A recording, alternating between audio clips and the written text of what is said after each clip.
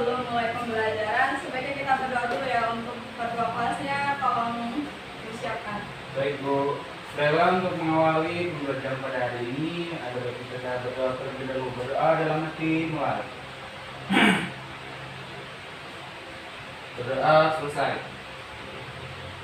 Alhamdulillah. Gimana kabarnya anak-anak hari ini? Baik Bu. Alhamdulillah baik. Saya absen dulu ya. Yang pertama Adi. Hadir Bu. Yunita, hadir Bu. Marhama, hadir Bu. Hari ini masuk semua ya berarti? Iya, Bu. Baik, Ibu mulai. Assalamualaikum warahmatullahi wabarakatuh. Waalaikumsalam warahmatullahi wabarakatuh. Baik, hari ini kita akan belajar mengenai dakwah Nabi Muhammad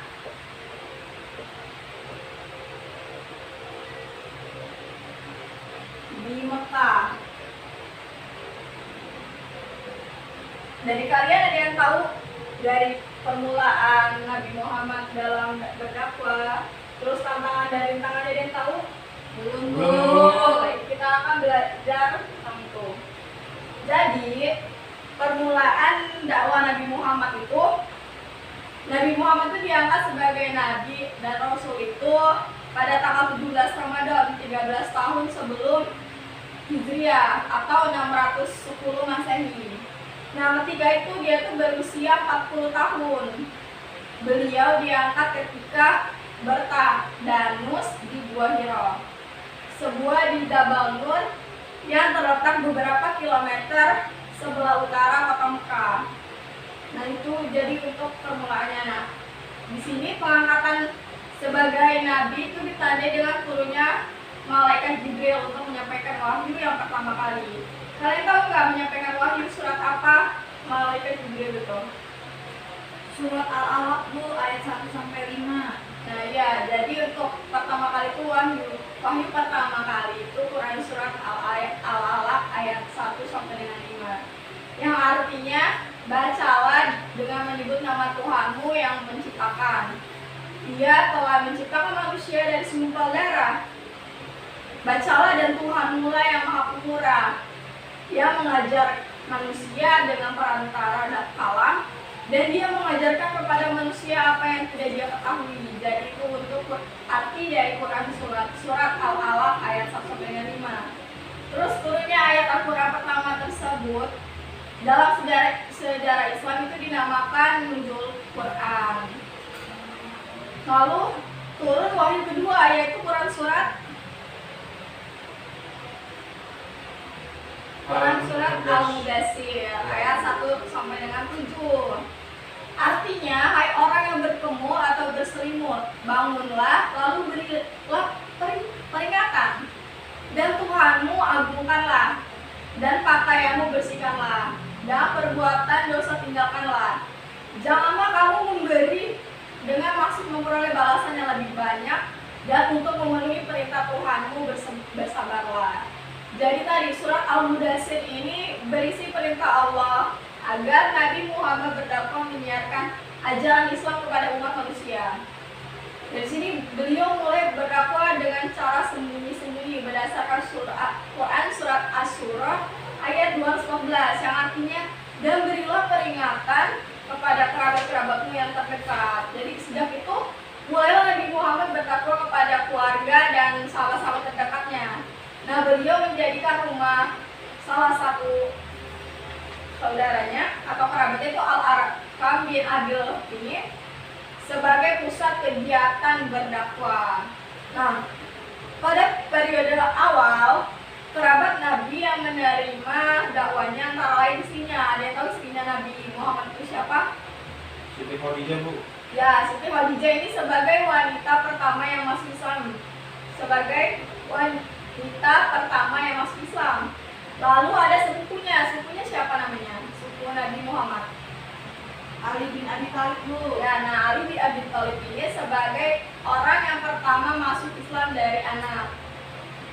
Lalu ada budaknya. Ada yang tahu siapa namanya?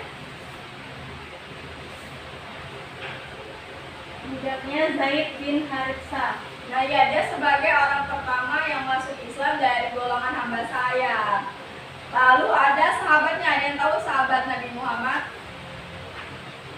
Abu Bakar As-Siddiq, Bu. Benar. Nah, Abu Bakar ini sebagai orang yang pertama masuk Islam dari laki-laki dewasa. Jadi itu periode pertama awal Nabi berdakwah, yaitu kepada keluarga dan sahabat-sahabat terdekatnya. Lalu selain itu ada dua paman Nabi Muhammad yang menolak dakwah Nabi, yaitu Abu Thalib dan Abu Lahab. Keduanya itu mereka tuh tidak mau melepaskan agama nenek moyangnya sampai meninggal dunia. Tapi keduanya memiliki sifat yang berbeda terhadap dakwah Nabi Muhammad SAW. Nah, Abu Thalib ini membiarkan Nabi Muhammad menyebarkan dakwanya, bahkan melindungi dari gangguan dan ancaman besar-besaran Quraisy. Sedangkan Abu Lahab tadi sangat menentang dakwah Nabi, bahkan mengancam dan berniat membunuh Nabi Muhammad. Nah, itu permulaan dakwah Nabi Muhammad SAW. Yang kedua yang akan kita pelajari, prioritas dakwah Nabi Muhammad SAW di Mekah. Ada yang tahu apa aja prioritas dakwah Nabi? Untuk yang pertama itu mengajarkan ketauhidan. Ya benar, mengajarkan ketauhidan. Nah, pada masyarakat Arab jahiliyah ini terdapat suatu kepercayaan, kepercayaan berbagai Tuhan. Jadi seperti menyembah berhala, terus patung-patungan, jin, roh, dan arwah nenek moyangnya. Nah, di sini Islam itu datang untuk mengajarkan tauhid, penyembahan hanya kepada Allah yang Maha Esa, terus tak beranak dan tadi beranakan. Nah, begitu juga berkaitan dengan kebudayaan yang ada pada agama Islam. Jadi di sini untuk Islam itu datang untuk mengajarkan tauhid. Yang kedua itu ada apa? Yang kedua ada kondisi masyarakat Mekah yang menyembah berhala Nabi Muhammad SAW. Ya benar. Jadi di sini Nabi Muhammad itu mendapat tugas mengajak masyarakat Mekah untuk menyembah Allah Subhanahu Wa Taala, Tuhan yang Maha Esa. Nah, ajakan Nabi Muhammad ini bertentangan dengan kondisi masyarakat Mekah yang menyembah berhala tadi. Itu nomor 2 ini masih sama dengan penjelasan dari nomor 1 tadi. Mereka saling berhubungan. Yang ketiga, menegaskan hari kiamat sebagai hari pembalasan. nah jadi di sini Nabi Muhammad memprioritaskan dakwahnya kepada ajakan untuk mempercayai adanya hari pembalasan. Nah, mereka itu perlu menjaga kehidupannya untuk selalu sesuai dengan aturan dan tuntutan Allah Subhanahu Wa Taala. Karena setiap perbuatan yang baik akan mendapatkan kebaikan pula. Sebaliknya, jika setiap kejahatan akan mendapatkan balasan yang setimpal. Jadi Nabi Muhammad itu berusaha meyakinkan para pengikutnya akan janji Allah bagi orang yang beriman. Jadi begitu untuk menegaskan hari kiamat sebagai hari pembalasan.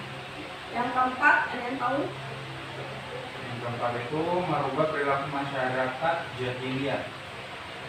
Ya, jadi di sini tuh Islam itu selalu mengajarkan perbuatan terpuji, yaitu menolong sesama manusia, melarang melakukan fitnah, mengambil hak orang lain, melarang mabuk-mabukan, dan melarang pembinahan. Nah, di sini Islam itu mengajarkan perbuatan yang terpuji, dan begitu. Yang kelima itu ada mengangkat dan melindungi hak asasi manusia. Jadi kan di dalam kehidupan masyarakat Arab pra-Islam itu terdapat tradisi perbudakan manusia. Jual beli budak itu termasuk hal yang biasa.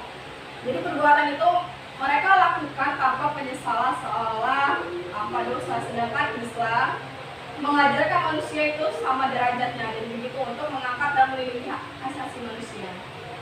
Lalu yang ketiga itu kita akan bahas tentang respon masyarakat Mekah terhadap dakwah Nabi Muhammad SAW. Ada yang tahu responnya?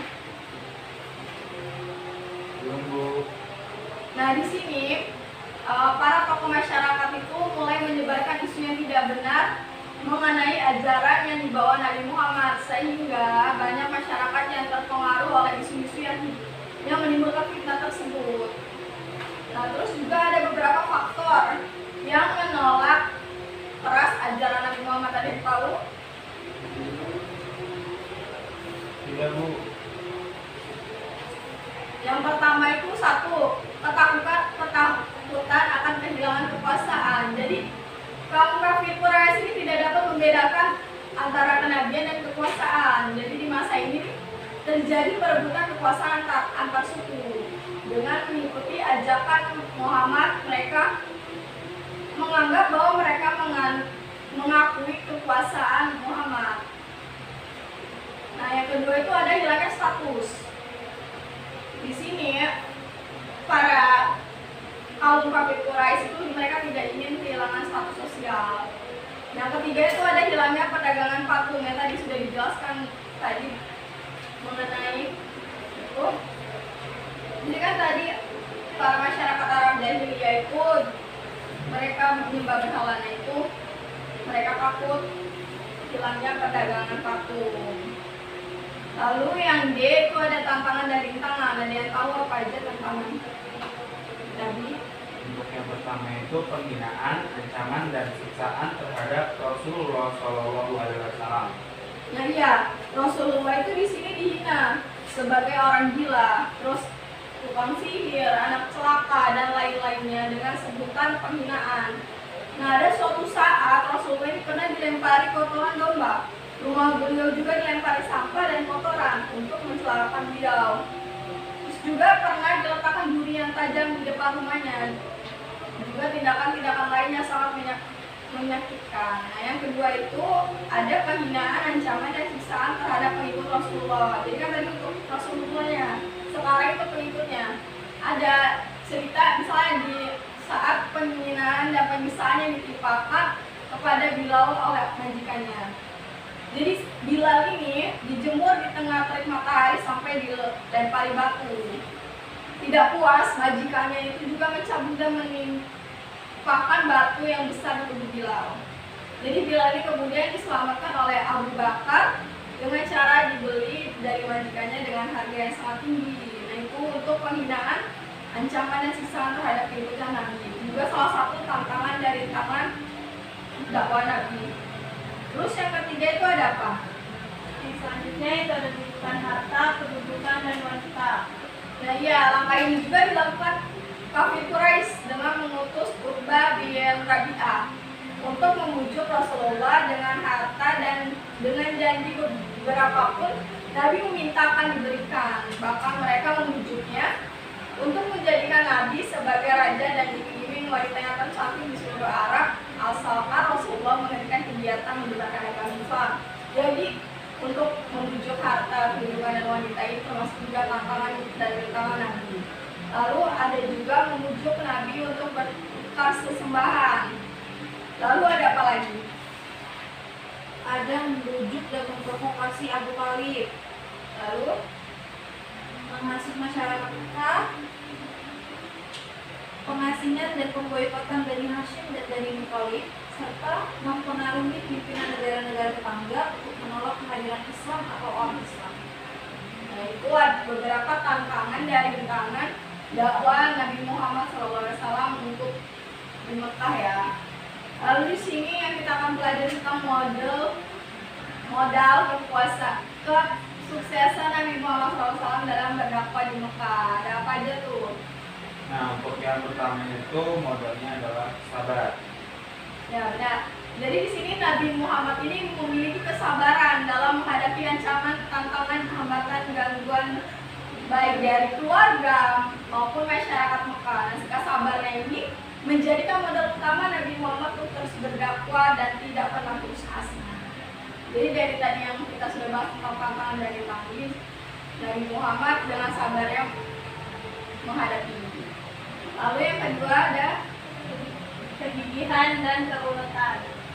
Ya benar, jadi Nabi Muhammad ini memiliki kegigihan dan keuletan dalam menyebarkan Islam, baik kepada keluarga maupun masyarakat Mekah. Kegigihan dan keuletan menghadapi segala rintangan yang dihadapi. Jadi begitu untuk kegigihan dan keuletan. Yang ketiga ada bergairah yang benar dan kuat. Nah, karakter yang tadi dibilang oleh Marhama ini menjadi modal utama dalam dakwah Nabi Muhammad. Beliau meyakini akan janji Allah itu tidak akan pernah ragu dan dia akan janji Allah yang akan melindungi dakwahnya. Jadi seperti itu, berakidah yang benar dan kuat. Yang keempat ada Yang keempat itu akhlak terpuji dan menjauhi kemungkaran. ya, Nabi Muhammad ini sudah terkenal dengan Al-Amin, sebutan diangkat dari Nabi dan Rasul. Nah, masyarakat Quraisy ini sudah mengakui kebaikan dan kejujuran Nabi Muhammad, sehingga ketika Nabi Muhammad SAW diangkat jadi Nabi dan Rasul, semua orang tidak bisa menolak akan kebenaran dakwahnya. Tapi karena kesombongan dan keangkuhan dari masyarakat Quraisy menolak dakwahnya. Gitu. Yang kelima itu ada apa? Kesetaraan derajat, Bu. Ya benar, jadi Nabi Muhammad ini menjunjung tinggi persamaan derajat sesama manusia. Tidak ada perbedaan antara bangsa dan budak, antara yang kaya dan miskin. Perbedaan pada keimanan. Nah, karakter ini membuat semua orang merasa nyaman dan diakui secara sama. Jadi itu untuk modal kesuksesan Nabi Muhammad dalam berdakwah di Mekah. Jadi kalau kalian mau mempunyai cita-cita atau tekad yang kuat dan ikuti modal kesuksesan Nabi Muhammad, insya Allah nanti bakalan berhasil seperti apa yang dilakukan oleh Nabi. Amin. Gitu. Nah, yang terakhir itu kita akan belajar tentang pola dakwah Nabi Muhammad SAW di Mekah. Nah, ibu pengen kalian buat kelompok. Kalau enggak kalian bertiga, ibu kasih tugas individu aja. Jadi kalian cari pola dakwah Nabi Muhammad SAW di Mekah itu apa aja. Baik Bu. Dimulai dari sekarang ya. Nanti kalau juga sudah bilang. Baik Bu.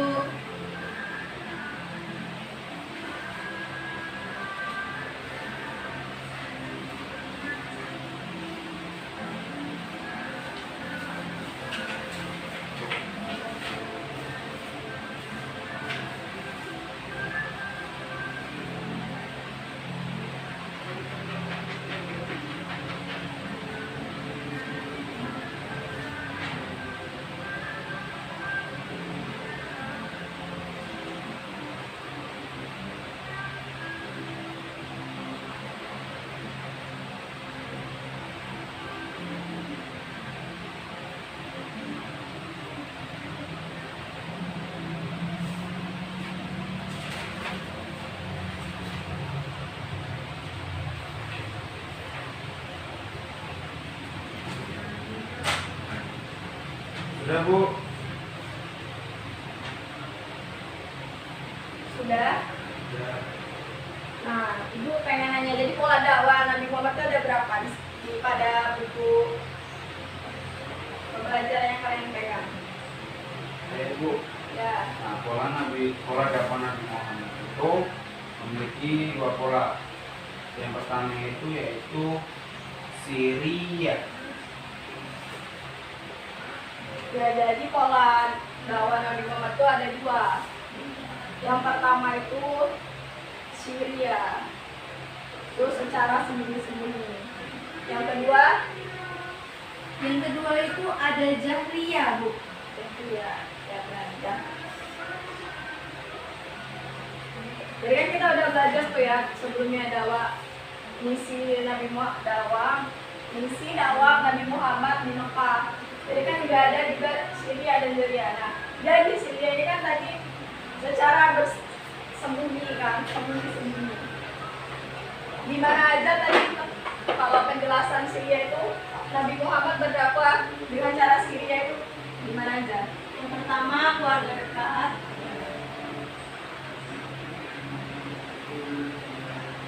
Lalu yang kedua sahabat, terus yang ketiga itu di base camp, yaitu di rumah Arkam.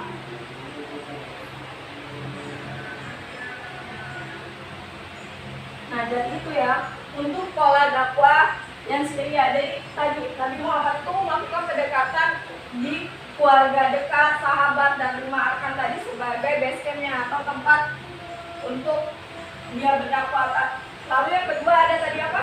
Jahriyah ya. Jahriyah, Bu.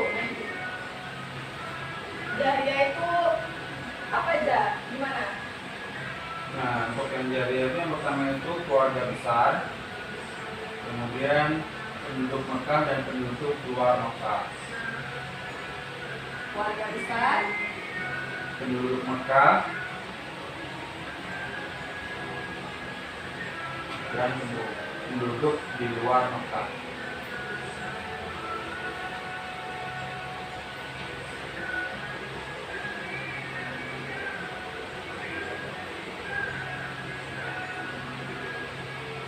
jadi untuk pola dakwah Nabi Muhammad di Mekah itu dengan cara jariyah. Jadi dia itu dengan cara berdakwah di keluarga besar, terus melalui penduduk Mekah dan penduduk di luar Mekah. Jadi itu ya. Nah di sini tuh Nabi menyuruh secara perseorangan kepada orang terdekat. Mereka sudah memeluk Islam, meneruskannya kepada orang terdekat dan terpercaya. Terus Nabi itu mengumpulkan di rumahnya Arkan bin Arkam yang tadi tentang pola dakwah yang Syria itu. Kenapa ada pola dakwah Nabi Muhammad kenapa ada pola dakwah Nabi Muhammad itu cara Syria atau sembunyi-sembunyi? Karena itu untuk memperkuat keimanan generasi awal, terutama keluarga dekatnya. Terus juga menangguhkan intimidasi dan kekerasan. Itu kenapa adanya cara Syria itu. Terus berdasarkan pada proses yang tadi sudah dijelaskan, maka sasaran dakwah Syria ini Nabi Muhammad adalah anggota keluarga, kerabat terdekat, sahabat, dan dilakukan selama 3 tahun itu. Nabi Muhammad berusaha berdakwahnya itu selama 3 tahun, dan setelah turunnya Quran surat Al-Hijr ayat 94 dan 95 serta Asyura ayat 214 sampai 215, maka beliau pun melakukan dakwah jariyahnya. Tadi sudah dijelaskan tentang dakwah jariyah. Jadi di sini nih, dia dilakukan dengan sasaran yang lebih luas seperti keluarga besar Bani Hashim yang dikumpulkan di Bukit Safa dan penduduk Makkah secara keseluruhan dan penduduk luar Makkah. Adapun respon masyarakat Makkah terhadap dakwah Nabi Muhammad sebagai berikut. Ada apa ya tuh responnya? Nah, untuk yang respon pertama itu langsung menerima seruan Nabi Muhammad, kemudian menolak seruan Nabi Muhammad tanpa kekerasan. Yang ketiga itu bimbingan terhadap seruan Nabi Muhammad, dan yang terakhir itu menolak seruan Nabi Muhammad dengan permusuhan. Nah, itu beberapa respon yang dilakukan dengan pola dakwah jariyah. Jadi kalian sudah mengerti kan tentang dakwah Nabi Muhammad di Mekah?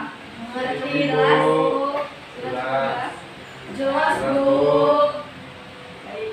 Adakah yang ingin menyampaikan kesimpulan tentang pembelajaran hari ini?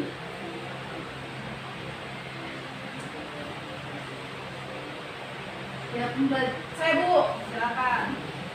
Jadi pembelajaran hari ini kita adalah mempelajari tentang pola dakwah Nabi Muhammad pada awal permulaan, yaitu pertama ada pola Syria, yaitu dengan cara bersembunyi-sembunyi, dengan targetnya itu di awal adalah keluarga dekat dan sahabat, serta yang menjadi base camp tempat pertemuan mereka secara sembunyi-sembunyi adalah di rumah Arqam. Dan yang kedua itu ada namanya pola jariyah atau secara terang-terangan, di mana di sini ketika Nabi Muhammad menerima wahyu untuk melakukan dakwah secara terang-terangan, targetnya adalah keluarga besar, penduduk Mekah dan penduduk di luar Mekah. Baik, terima kasih Mas Ama. Jadi udah cukup sekian saja pembelajaran tentang sejarah mengenai dakwah Nabi Muhammad SAW di Mekah.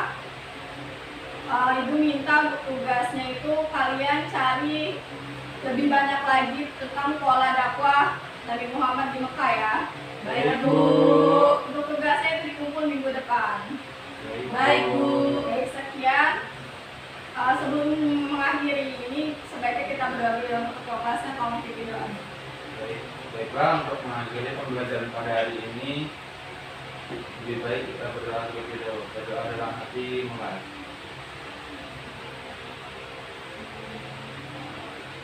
Berdoa selesai.